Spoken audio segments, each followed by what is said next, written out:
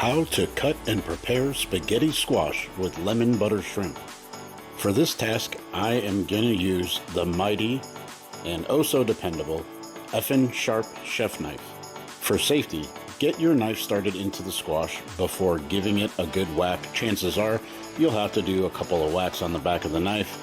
Get it going into the squash. Once you make some headway, be careful to free your knife from the squash. Use downward force and get through it. Once you open it, we're going to take a spoon and we're just going to spoon out all the insides, just those seeds and the membranes. Of course, make sure to season the inside, that open flesh there, salt and pepper, and then a drizzle of oil.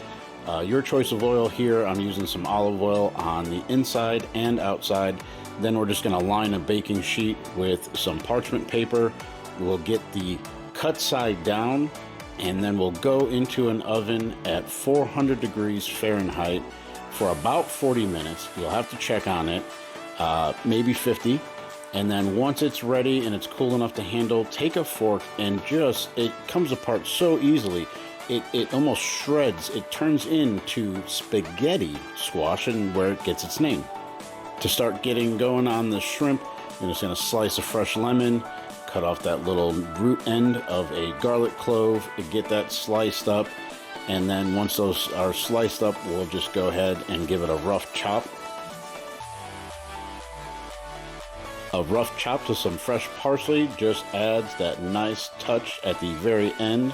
In a saute pan over medium heat, some olive oil, that garlic that we chopped up. Once that gets going, we'll put the shrimp in, almost to the point of fully cooked, then set them aside. Go into that same pan with some butter, squeeze that fresh lemon juice in there. That's going to add some acidity to cut through the richness. Then we'll go down with some chicken broth, get that nice and reduced. That becomes your sauce. Into a saute pan with some butter and olive oil. Season up that spaghetti squash again.